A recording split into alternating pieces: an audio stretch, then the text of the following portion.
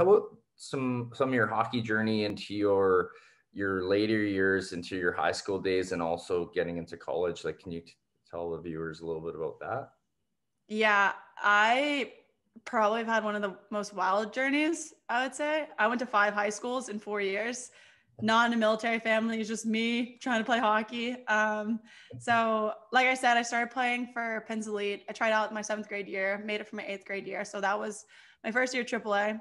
And then didn't get much playing time there, which was like, it was kind of disheartening, but like we had never had that level of competition of girls. And so like, I didn't know what I was expecting. Like we were coming from being the best players on our boys team to being on the lower end of our girls team. And so that year was rough. I actually contemplated quitting hockey because I got benched so many times. Not a single goal was scored that year by me. I think I got maybe 2 points.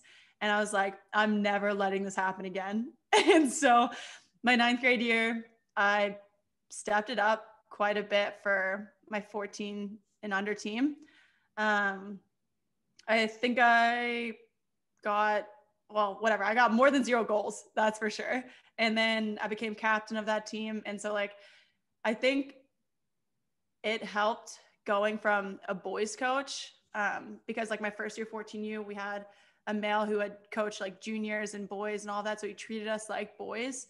And I think when you're that young, like you need to take into account little girls' feelings. Because like we're still growing, we're still developing as people. And like we don't know, not that we don't know how to understand who we are or like what we're feeling and how to kind of counteract those feelings, but like we're still learning to do it because we are in those beginning stages of growth and discovering who we are throughout high school. But in that 9th grade year, we got, her name was Coach Phoebe, and I can thank her for so much of my hockey career because she actually helped me get to BU once I decided to transfer and all of that. But I'll get to that later in the story. Played that year. We did really well. My 10th grade year, one of the coaches was talking to me because I was like, look, just traveling 12 hours is really tough. And I'm down to dedicate that much time, but like I'm thinking about my mom and her resources and having to miss work and like using all our vacation days just to take us to hockey. I'm like, this is just too much. And so she was like, look, I went to this prep school in Lake Placid, New York. I think it would be a great idea for you to look into it. And that's when I started looking at prep schools. It was probably about end of my 9th grade year. And then I decided on Lake Placid, New York, which was called National Sports Academy. It's no longer around, but it was one of the best decisions I could have possibly made. Because like whenever you're playing 14U AAA, you get maybe 35 to 45 games, something like that. But when I was at prep school, we played an NHL season, like 20-minute periods too. It was insane. And like one of the players, Callie Flanagan, she's on the Olympic team now. We had, I'd say 10 committed going D1 my 10th grade year. I went from playing 14U to 19U, and those girls developed my skill so much. And like, I think it helped picking one of those players on the team, be like, oh my gosh, like I want to be like that player. She's so good. And like looking up to the juniors and the seniors who were already committed and like how they worked and their learning their skills and their work ethic was like, that was what I definitely needed. Cause like I never had anyone to look up to like that when I was in Mississippi. So I was like, what am I supposed to do? And then I saw these players and was like, college hockey could actually be a real thing for me. Like it was just a dream back in 5th grade, but like it was starting to become a reality. And so played that full year with them. And I had so many parents coming up telling me like I was one of the most improved players. And it honestly was because of the players I was surrounded by and the coaches and like how much they cared about our development. And it helps when you play 90 games for sure. And then, so you guys practice a lot? Did you practice a lot too? Oh my God, I don't know how we did it. We were tanks. Like we were practicing 4 days a week, and then we were playing 4 to 5 games on the weekend.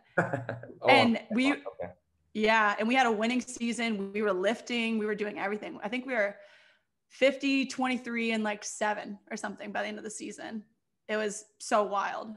But yeah, it was like if someone told me to go back and do that now, I couldn't. Like just thinking about all that I've done throughout college and like how tiring it is, it was, I think it was just like the energy of the people around me. Like you can't get through something like that without a team. And so super grateful for all those people. And like, I still keep in contact with a number of them. So I'm very grateful for that. But yeah, after my 10th grade year, I ended up billeting in Pittsburgh because the prep school that I was at, National Sports Academy, started having financial issues. And so I was like, I don't know if I want to risk this during like my junior year season when like I want to go play in college. Like if they shut down in the middle, then like I lose out on so much opportunity to get scouted.